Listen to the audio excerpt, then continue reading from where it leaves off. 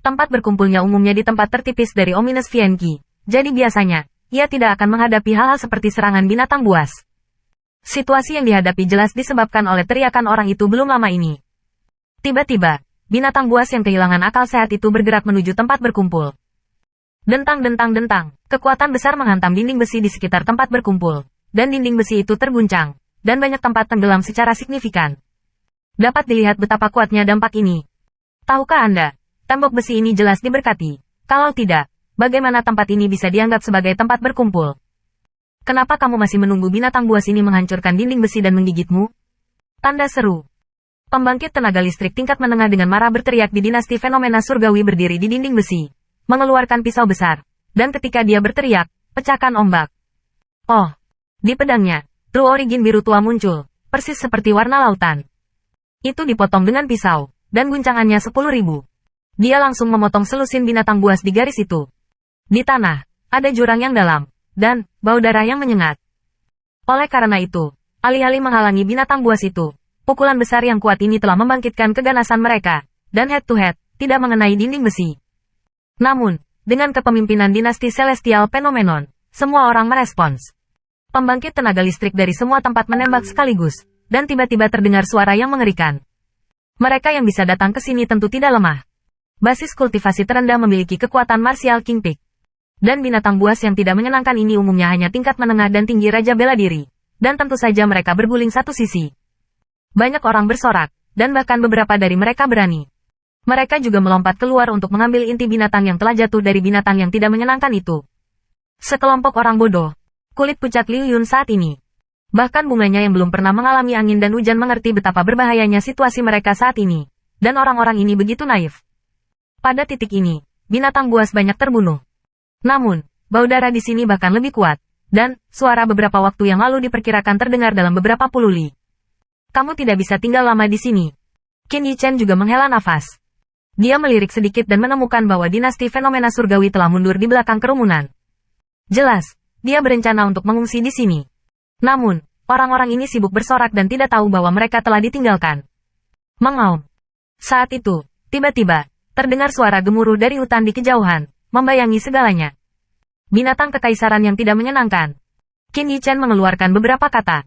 Gerakan barusan begitu hebat sehingga sulit untuk memikirkan binatang buas yang tidak menyenangkan ini. Mengaum. Au. Kemudian, jalan raungan datang dari keempat tempat, membuat tempat berkumpul kembali sunyi. Cepat, cepat kembali. Mereka yang membunuh Zheng Xuang di bawah dan mengejar binatang buas di kejauhan tiba-tiba merasa tidak enak. Masing-masing dan semua orang dengan cepat bergerak menuju tempat berkumpul. Diam. Saat badai datang dari hutan, pembangkit tenaga listrik ditarik ke dalamnya. Ketika angin menghilang, semua orang melihat macan tutul hitam berdiri di sana, dan mulut besar itu berlumuran darah. Pembangkit tenaga listrik telah digigit olehnya dan memotong sebagian besar organ dalamnya. Dalam adegan ini, banyak orang menyaksikan seluruh tubuh kedinginan, rambut berdiri. Jelas, ini adalah macan tutul di alam kekaisaran. Sua. Hai. Hai. Petik 2. Kemudian bergerak lagi. Sangat cepat. Berubah menjadi angin kencang. Dan dalam sekejap mata, 3 atau 4 orang tewas di mulut macan tutul. Tak satu pun dari orang-orang ini adalah junior tanpa nama yang mati. Mereka semua adalah anak pilihan surga dari berbagai dinasti. Setiap orang memiliki lingkaran cahaya yang tak terhitung jumlahnya. Tetapi mereka berada di bawah mulut macan tutul. Hati gelisah Long Qingyao berdiri tanpa sadar di belakang Qin Yichen dan takut untuk melihat pemandangan di bawah. Dengan baik. Petik 2. Tepat ketika mata semua orang masih tertuju ke tanah. Tiba-tiba, seekor burung memanggil. Siluet besar datang dari udara. Semua orang hanya melihat samar-samar. Sepasang cakar tajam berkedip dengan kilau logam. Besi di dinding. 2 siluet terbang keluar. Dan hujan darah turun. Ledakan. Ledakan. Dengan 2 suara teredam, kedua sosok itu jatuh di area tempat berkumpulnya.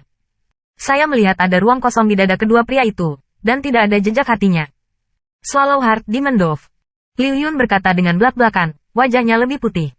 Dia ingat dengan jelas bahwa ketika Penatua menjelaskan kepadanya, dia secara khusus menyebutkan tentang menelan merpati Heart Demon.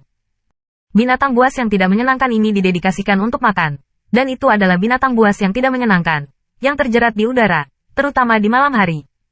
Jika itu adalah serangan diam-diam, itu bahkan lebih tak terkalahkan. Banyak pembangkit tenaga listrik yang berpartisipasi dalam acara dinasti diserang dalam tidurnya dan mati tanpa mengetahui bagaimana mereka mati. Salah satu dari 2 sosok itu adalah Imperial Realm Powerhouse. Ini lebih lanjut menunjukkan bahwa Merpati Heart Demon ini memiliki kekuatan kerajaan. Sejenak, pertemuan itu heboh, dan banyak orang melompat dari tembok besi, takut berdiri di atas tembok besi. Sebab, itu akan menjadi target menelan Heart Demon. Turun. Qin Yichen segera memutuskan untuk melompat dari tembok besi bersama Liu Yun dan Long Qingyao. Bagaimana dengan dinasti fenomena langit? Dia melihat ke sekeliling, mencari keberadaan dinasti fenomena langit, tetapi menemukan bahwa siluet platform batu telah hilang. Jelas, pergerakan di sini hanya akan semakin besar. Mungkin, binatang tak menyenangkan dari serangan ini masih bisa diblokir, tetapi alam kekaisaran akan melampaui yang sebelumnya. Ini pasti akan menarik lebih banyak binatang buas. Bagaimana dengan orang-orang itu? Liu Yun tidak melihat dinasti fenomena langit dan bertanya pada Qin Yichen. Lagi pula, orang-orang di dinasti fenomena surgawi, tetapi hanya beberapa basis kultivasi di sini yang telah mencapai tingkat menengah kerajaan. Bersama mereka, itu pasti akan lebih aman. Seharusnya sudah pergi. Melihat malam yang gelap, kulit Qin Yichen suram. Meskipun Xia Li yang menerima obat mujarabnya, dia jelas adalah orang yang tidak bisa berkata apa-apa. Namun, Qin Yichen mungkin sudah menebak bahwa dalam kasus ini, bahkan jika Xia Li yang memanggilnya bersama, dia tidak akan berani pergi bersama mereka. Perbedaan kekuatan terlalu besar, dan kemungkinan terbunuh dan ditangkap di jalan sangat tinggi. Benci. Meskipun Liu Yun sedikit kesal, dia tidak berdaya. Qin Yichen mengerutkan kening. Meskipun dia juga dengan sengaja mengeluarkan Long Qingyao dan Liu Yun, tetapi di bawah malam yang gelap, mereka tidak memiliki kekuatan perlindungan diri dari seluruh kelompok dinasti fenomena langit. Kalau tidak, mereka tidak akan datang ke tempat berkumpul ini.